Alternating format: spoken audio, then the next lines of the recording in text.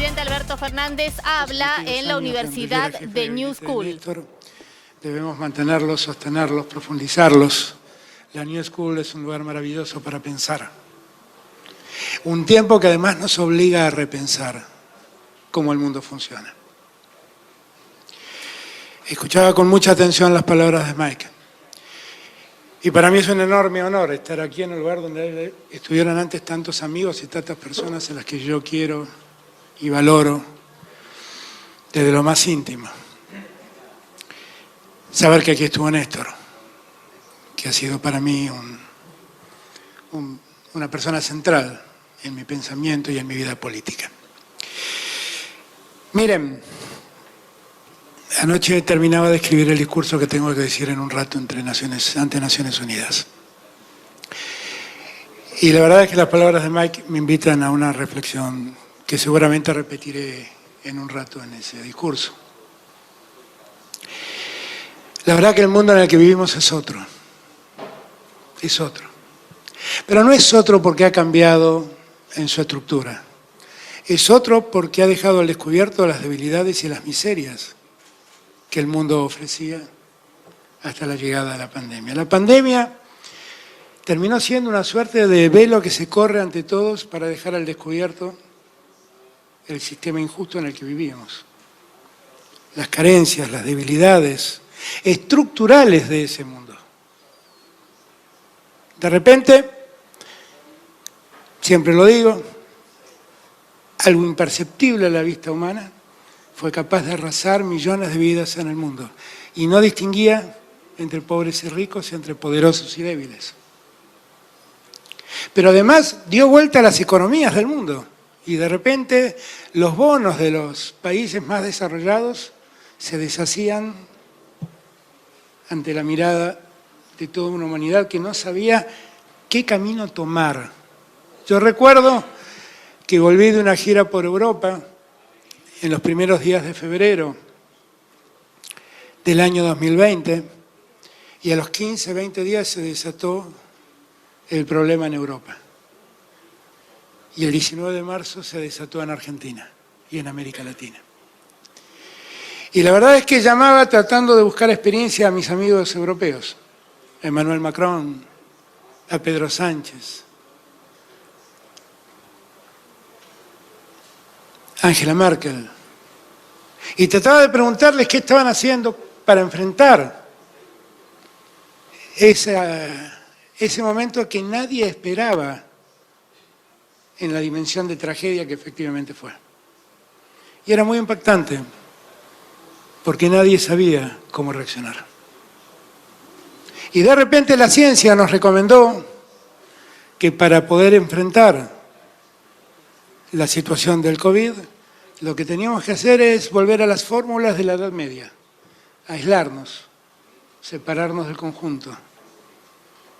Y eso dejó consecuencias tremendas en las sociedades que hoy tenemos. Sociedades que ven realmente una afectación psicológica por lo que ese tiempo representó. Hoy en día es objeto de estudio y de preocupación de los gobiernos cómo la salud mental ha quedado alterada después de semejante crisis.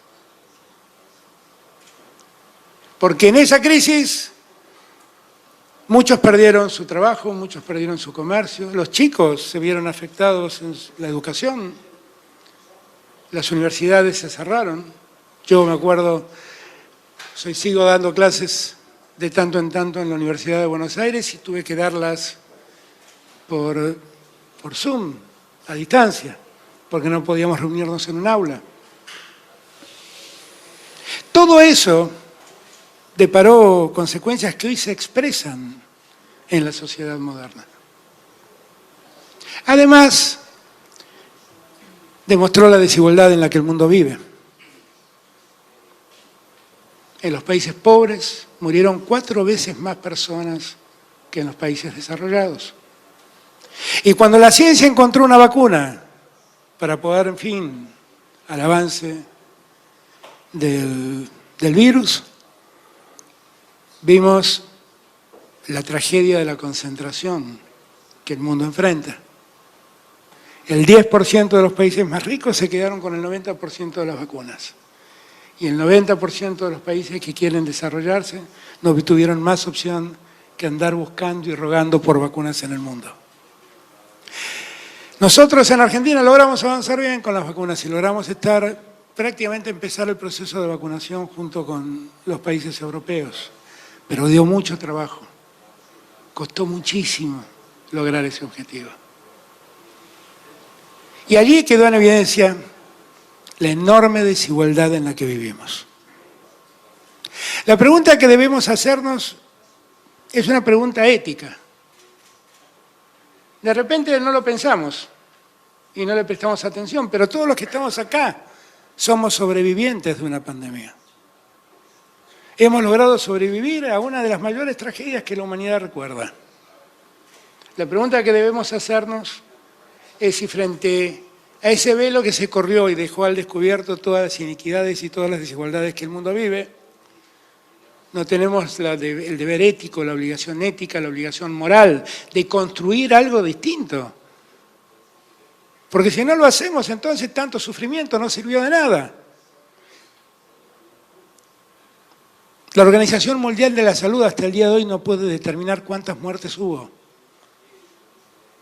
Sabemos que tiene un piso de 6, no sabemos si han llegado a 10 o más los millones de personas que murieron y quedaron en el camino. Tantas muertes no nos deben obligar a revisar cómo funciona el mundo. Porque está claro, es evidente, el sistema financiero internacional concentra la riqueza en unos pocos y distribuye pobreza en millones.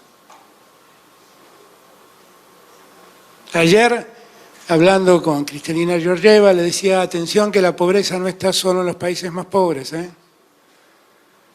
El mayor porcentaje de pobreza lo tenemos los que somos llamados países de renta media, a los que nunca nos prestan atención, porque no somos ricos, pero tampoco somos pobres.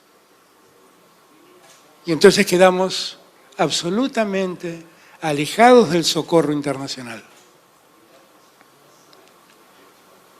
América Latina es un continente singular. Es el continente más desigual del mundo, donde la brecha entre ricos y pobres más nos divide. Hace décadas que estamos en esa situación.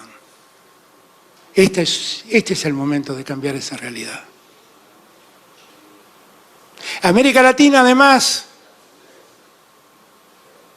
empieza a mirar con atención lo que le pasa al Caribe.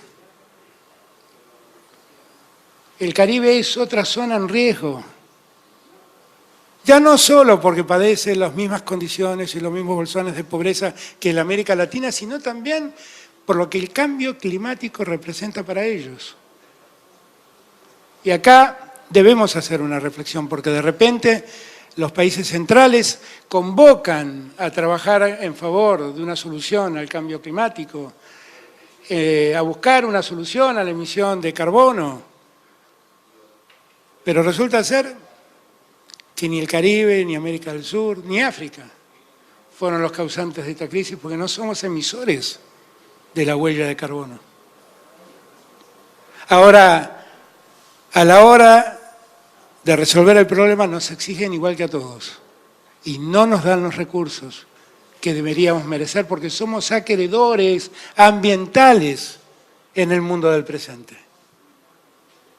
Si hay que cambiar y hay que poner energías renovables, si hay que pensar en la energía eólica y hay que pensar en desarrollar el hidrógeno verde y hay que pensar en producir litio y hay que pensar en la energía eólica, ¿quién financia todo eso en nuestros países? Que al fin y al cabo somos los que aportamos el pulmón del mundo, los mayores bosques, las selvas, que son los grandes emisores de oxígeno. ¿Quién nos presta atención? ¿Por qué nos exigen del mismo modo si no fuimos los causantes del problema? América Latina también es parte de este mundo. Michael contaba la presencia de Argentina y de la CELAC en el G7. Eso no fue casual. Llamé un día a mi amigo Emmanuel Macron y le dije, Miren, yo no entiendo muy bien cómo funciona esa guerra que se desató entre Rusia y Ucrania. Parece ser una guerra entre la OTAN y Rusia. Parece ser que Europa mira sin reacción a lo que está pasando. Allí vuelan los misiles, pero están sembrando hambre en el hemisferio sur. Esta guerra no es una guerra entre dos países, esta guerra ni siquiera es una guerra en un continente, es una guerra que afecta globalmente a todo el mundo. ¿Dónde está la voz de América del Sur? ¿Dónde está la voz de África? ¿Dónde está la voz de Asia? Diciendo pongamos fin a esta guerra. Emmanuel, que en ese momento era presidente de la Unión Europea, atendió inmediatamente lo que le estaba diciendo. Me pidió que hable con Scholz, que era quien presidía el G7. Y cuando hablé con Scholz le planteé, miren, nosotros tenemos que estar en la mesa de las soluciones porque este problema no es de ustedes, es nuestro. Somos las principales víctimas. Cuando la FAO anuncia que la crisis alimentaria que la guerra genera puede parar 300 millones de hambrientos, está hablando del hambre que va a padecer África, del hambre que va a padecer parte de Asia, del hambre que va a padecer parte de América Latina. ¿Cómo nos vamos a estar nosotros sentados en esa mesa? Si somos las víctimas de todo este problema. El mundo, después de haber perdido tantas vidas, no puede permitirse ni darse el lujo de seguir perdiendo vidas en conflictos bélicos. Nadie más puede morir. La vida es un valor muy preciado. Nos dimos cuenta cómo se puede perder por la aparición de un virus que no manejamos. ¿Cómo es posible que miremos sin reaccionar, que se estén matando con balas, con fusiles, con misiles y no reaccionemos? ¿Cómo es posible? La voz de América Latina tiene que estar presente. Y fue algo que me impuse como parte de la política internacional de la Argentina y de la CELAC. Irónicamente, es muy posible, muchos analistas lo escriben en mi país, que América Latina acabe teniendo una oportunidad en esta guerra. Porque esta guerra lo que necesita es producir alimentos y América Latina los produce. Y lo que demuestra esta guerra es la necesidad de energías que están en América Latina. Detengámonos en Argentina, permítanme hacer simplemente esta observación. La Argentina tiene la segunda reserva de gas no convencional del mundo. Estamos en condiciones, el año que viene, prácticamente de autoabastecernos en gas. Y tenemos la oportunidad de poner el excedente en otros lugares del mundo que lo necesitan. Tenemos la cuarta reserva petrolera no convencional. Y el mundo todavía usa el petróleo para combustibles, no solamente para mover el combustible, con combustible no solamente automóviles o micros, sino también industrias y generadores de electricidad. Nosotros podemos poner toda esa dimensión energética al servicio del mundo. Y podemos tener una formidable ganancia. No es solo Argentina, también es Brasil, también es Venezuela, también es Bolivia. Tenemos entre Chile, Bolivia y Argentina el 60% del litio que el mundo necesita. El litio es la energía del futuro. Tenemos los vientos para desarrollar energía eólica y tenemos los vientos para desarrollar hidrógeno verde en la Patagonia.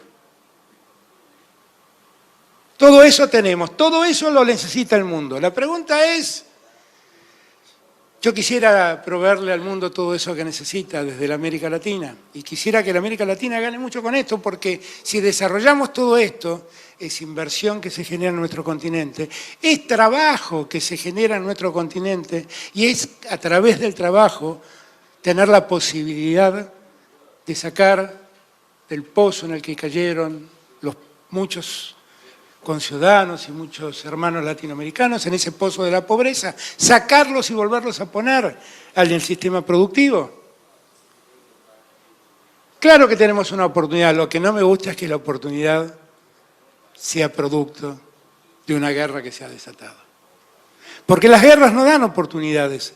Encontrar una oportunidad en la guerra es convertirse en un miserable y nosotros no queremos eso.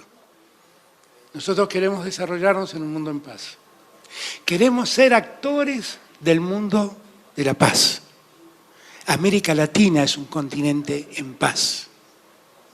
El Caribe es un mundo en paz. Y queremos que esa paz sea el común denominador en todo el mundo, porque lo que empieza a preocuparme es que, desatado el problema bélico entre Rusia y Ucrania, la invasión rusa a Ucrania, empiezan a verse en Europa otros movimientos que empiezan a afectar a otras naciones. La preocupación que me genera Armenia. Nosotros no podemos permitir que la idea de la escalada bélica avance. No podemos permitirlo. Y por eso estuvimos, Mike, en ese G7, para llevar esta voz, para llevar este reclamo, para llevar esta demanda. En el norte vuelan los misiles, en el sur se distribuye el hambre. ¿Cuánto tiempo más vamos a soportar esta injusticia? Es lo que tenemos que decir, basta, basta. Tocamos fondo con la pandemia, ya no nos mientan más. Ya está claro cómo es el sistema financiero internacional. Ya está claro cómo privilegia a algunos en desmedro de los otros. Ya está claro. Nosotros, además, somos parte del mundo de los países deudores. Los países deudores padecemos mucho más esta realidad que hoy tenemos. No hemos generado la deuda, la hemos heredado. Y enfrentamos la solución de la deuda con toda responsabilidad. Pero tenemos que repensarlo, ¿eh? Ayer lo hablaba también con Cristalina. No puede seguir existiendo el sistema de los sobrecargos que triplican las tasas de intereses que pagamos los países deudores después de padecer una pandemia como la que padecimos. No es posible que sigamos emitiendo DEX, derechos especiales de giro, para que queden en las arcas de los países poderosos. No es posible. Porque seguimos enriqueciendo a los ricos. No es posible. Tenemos que cambiar. Y la verdad, el mundo nos ha dado una alerta a toda la humanidad. El llamado de atención fue la pandemia. No darse cuenta en qué mundo vivíamos es un acto de necios. Y si nosotros abrazamos la política porque seguimos creyendo que la política es la herramienta adecuada para cambiar el mundo, tenemos que tomar nota de lo que nos pasó. Sabemos que la pandemia, además, ha generado el desánimo, el desaliento entre muchos habitantes del mundo. Muchos han perdido el horizonte de proyección de sus vidas, desesperan. Y en la desesperanza de esos es donde siembran el odio, la violencia, los viejos fascismos que vuelven a reaparecer en el mundo. Lo que pasó en Argentina con Cristina hace pocos días es el resultado de ese odio. Y negarlo no nos hace bien. Ahora, eso no pasa solo en Argentina, pasa en todo el mundo. Uno ve cómo las derechas recalcitrantes avanzan en Europa. Uno lo ve. Nosotros no debemos permitir que eso pase. No hay ningún problema con las derechas democráticas, pero las derechas que promueven el odio y la violencia no deben tener cabida en el mundo que hoy vivimos. Como tampoco las izquierdas extremas que promueven el odio y la violencia. Tenemos que construir un nuevo sistema internacional, más igualitario, más equilibrado, más equitativo, donde todos tengamos lugar. Pensar en un mundo donde algunos quedan excluidos y otros quedan al amparo del sistema, ese no es un buen mundo. Ese no es un buen mundo. Nosotros podemos construirlo. Y yo tengo la certeza de que América Latina está repensando su rumbo. Vivió 4 años horribles durante la administración de Trump. En esos años perdimos el BID, perdimos la OEA, terminamos en América Latina discutiendo temas que no eran de los latinoamericanos. Se construyó el Grupo de Lima, se construyó el Prosur, intentó destruirse el Mercosur, se hizo trizas el UNASUR. Llegó, gracias a Dios, Andrés Manuel López Obrador a México y por primera vez en muchos años un mexicano, en vez de mirar al norte, empezó a mirar al sur. América Latina empezó a cambiar. En Bolivia tuvimos con Andrés Manuel que acoger a Evo Morales y a García Linera, que eran víctimas de los asaltantes del poder en Bolivia, avalado, patrocinado por la OEA y avalado por el gobierno de Trump. Salvamos la vida de Evo y un año después Lucho Arce volvió a ser presidente de Bolivia. Y Gabriel Boric ganó en Chile. Y Gustavo Petro ganó en Colombia. Y Lula está dando pelea en Brasil. Dios quiera que le vaya bien y los brasileños lo acompañen. Dense cuenta que tenemos una oportunidad. Pero la oportunidad que tenemos debe convocar nuestra ética. Nuestra ética no es aprovechar las ventajas que una guerra nos da. Es exigir la paz para empezar a construir un mundo que nos incluya y que nos permita salir ganando sin necesidad de que la muerte y la sangre se esparza por el mundo. Muchas gracias, Mike. Muchas gracias, Margarita, por la invitación. Gracias a todos y todas por estar aquí. Muchas gracias.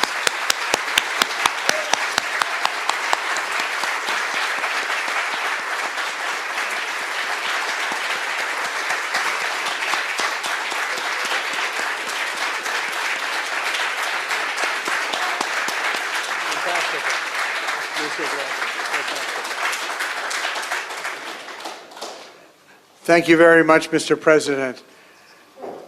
When I said that we hoped here at the New School would be a space to hear what is really felt in Latin America, you demonstrated how to use this space. We're really honored that we had the opportunity to have you here today. It was wonderful. We now have the opportunity for a few questions because the President has a very busy schedule and will be leaving soon. So I've asked some students to go around and pick up the white cards that were on people's chairs and to give me some cards, and we will then pose some questions.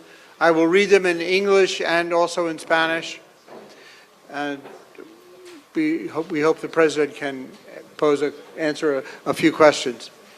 While that process is starting, I would just like to pick up on one issue that you mentioned, Mr. President, which was the question of lithium. And you spoke about the importance of lithium in the energy future of the world and Argentina's great riches in that. I noticed this morning on the front page of the New York Times, there's an article about lithium, but they barely mention Latin America. Right? So it's still the old way of thinking here. They're looking to Canada and not to Latin America. Not very smart, but that's not new. So I'm wondering if you could comment a little bit in more detail on how Argentina proposes to work on the question of lithium with Chile and with Bolivia to see what would be done.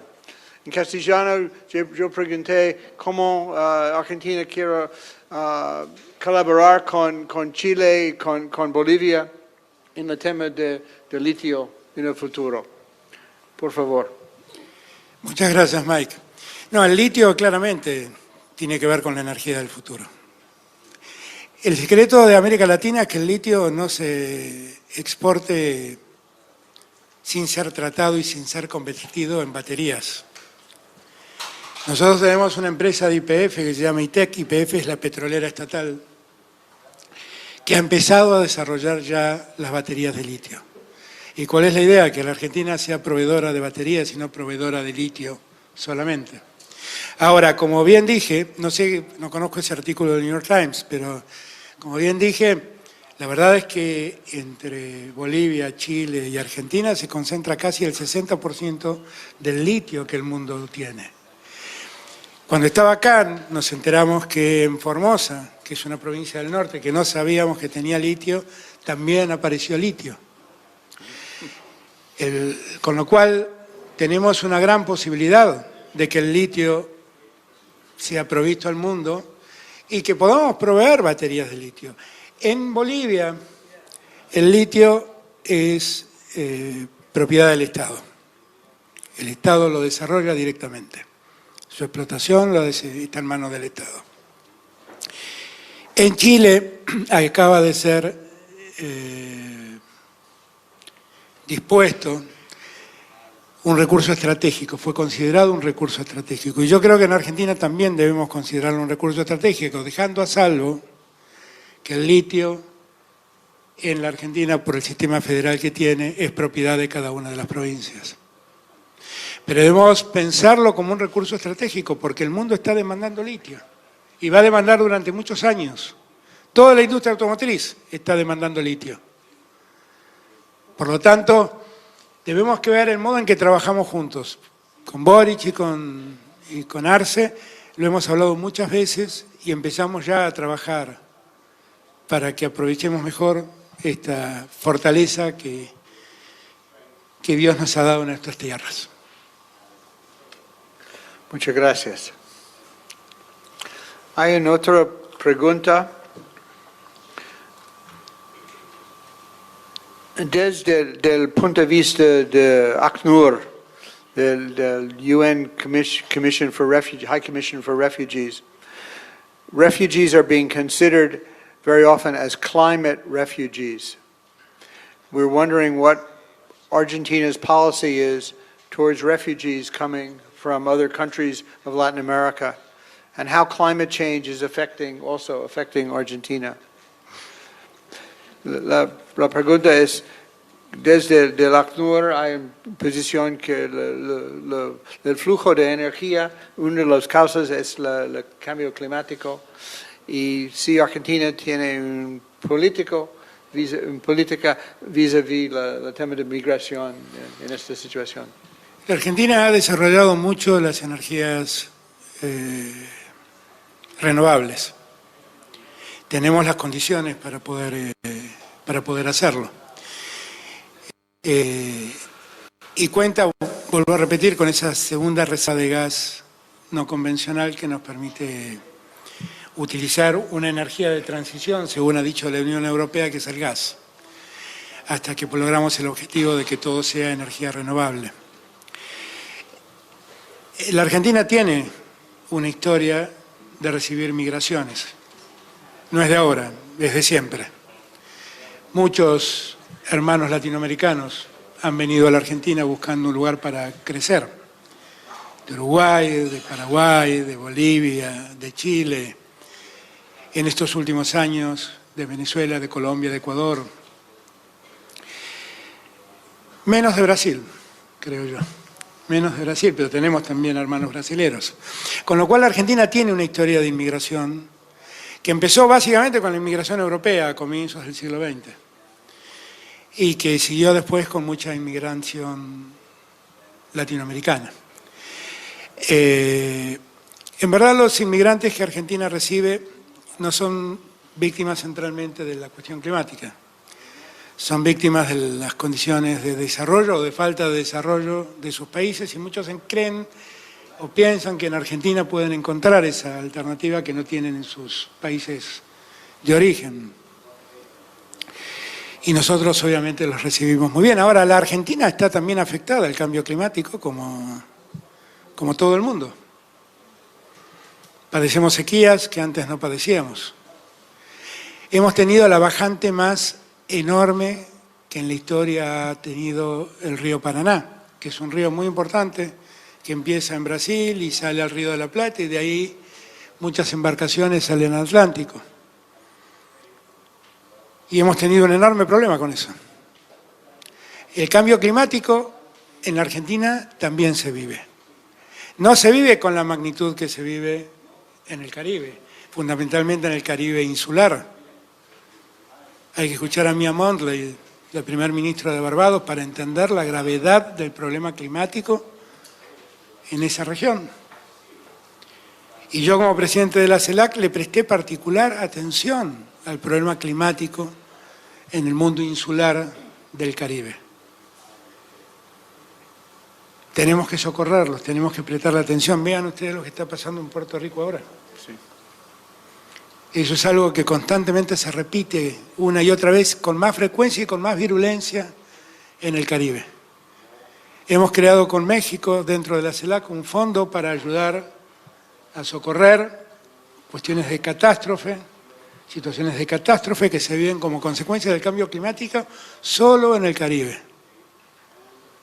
Y ayer, cuando hablé con el presidente de la CAF, le propuse que la CAF, el Banco de Desarrollo Latinoamericano ahora, se sume en la tarea de fondear recursos para poder hacer frente a las demandas que tiene el Caribe. Yo creo que de América Latina es la zona más perjudicada, más complicada. Pero toda América Latina y también Argentina sufre las consecuencias del... Nosotros vemos cómo retroceden los glaciares, que tenemos enormes glaciares en el sur de la patria y cómo han retrocedido en los últimos 50 años. Hay que acordarse que en los últimos 50 años se perdió 1/3 de los glaciares que hay en el mundo. Eso habla de la dimensión de la crisis. Muchas gracias. Hay una otra pregunta. Este año Argentina se unió al Belt and Road Initiative y esperamos que pronto se una a los BRICS. ¿Estaría usted interesado en trabajar y cooperar con México y Brasil para crear una nueva arquitectura financiera que permita crear industrias de un sistema no alienado con el sistema de Fondo Monetario? The question was, this year Argentina had joined the Belt and Road Initiative of China and is applying for membership in the BRICS with the developing countries. And the question was whether Argentina is interested in working and cooperating with Mexico and Brazil in creating an alternative financial system, alternative to the IMF. Dos cuestiones. La primera, la Argentina ha pedido formalmente su incorporación a los BRICS. Yo he tenido oportunidad de hablarlo personalmente con el presidente Putin, con el presidente Xi Jinping, con el primer ministro Modi de India, con el presidente Bolsonaro. Solo me quedó hablar con el gobierno de Sudáfrica. Y yo espero que rápidamente, que prontamente nos dejen sumarnos a los BRICS, porque creemos que allí hay una alternativa de desarrollo para Argentina que puede servirnos y mucho. Pensar en cambiar la estructura financiera internacional es un desafío muy grande, porque decimos todo esto, pero la Argentina también es parte del Fondo Monetario Internacional. No tenemos la misma potencia y el mismo poder que los países centrales. Ahora, lo que yo sí creo es que es posible que si los resultados electorales en Brasil ocurren como presagian las encuestas, nosotros podamos tender una línea mucho más simple de comunicación y de trabajo entre México, Brasil y Argentina. Hoy eso es un poco más difícil porque los gobiernos no están exactamente alineados del mismo modo. Y tenemos que ver si podemos concretar algo que con Brasil venimos hablando hace muchos años y que justo es decirlo, lo hemos hablado también con el gobierno actual de Brasil, que es la idea de integrarnos en una moneda común. Brasil y Argentina. Piensan ustedes que Brasil y Argentina son parte del Mercosur y que el Mercosur es aproximadamente el 70-75% del Producto Bruto Sudamericano. Con lo cual, la integración a través de una moneda común sería maravilloso y si lo pudiéramos concretar sería maravilloso y sería el comienzo de salir de estos sistemas internacionales que nos ayudan un poco, pero es mucho más lo que nos castigan. Muchas gracias. Bueno, una pregunta final.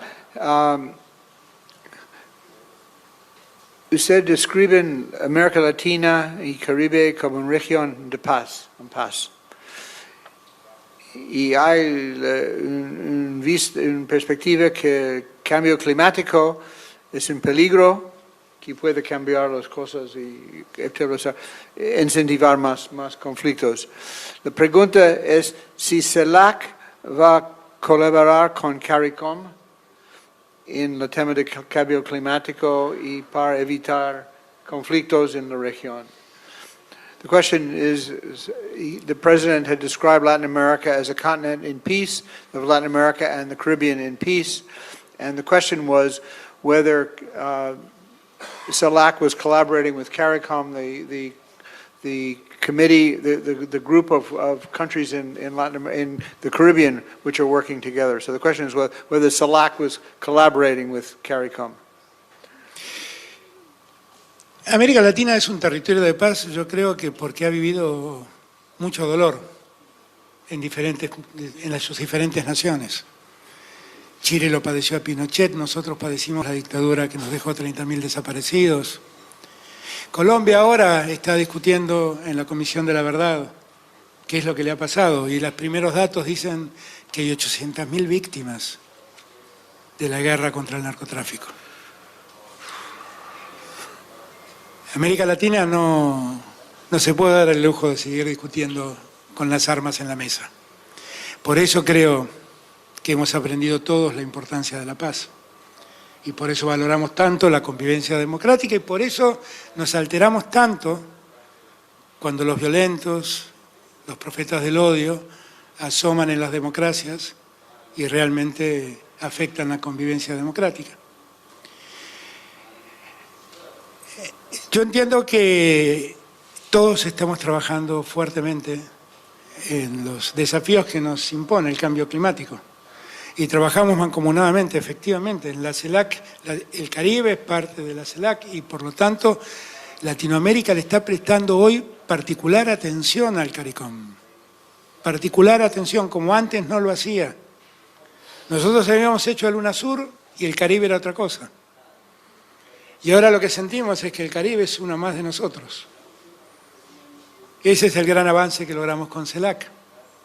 Y claro que tenemos que trabajar, y sin querer lo respondí antes, por eso nosotros creamos con México ese fondo de ayuda a los países insulares del Caribe, para hacer frente a los problemas que el cambio climático genera en esos países.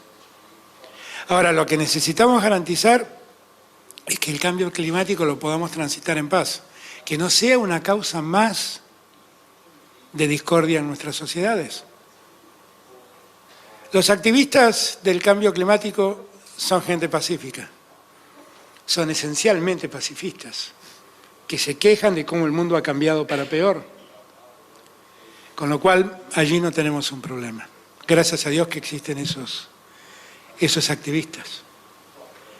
El problema de América Latina es ver cómo garantizamos el trabajo y la alimentación para cada uno de sus habitantes. Cómo terminamos con la brecha entre ricos y pobres tan enorme que existe en nuestro continente. Y para eso tenemos que trabajar juntos y aprovechar las oportunidades que se nos dan. Queremos ser proveedores de alimentos al mundo, queremos ser proveedores de energías al mundo, pero queremos que todo esto ocurra sin una guerra de por medio.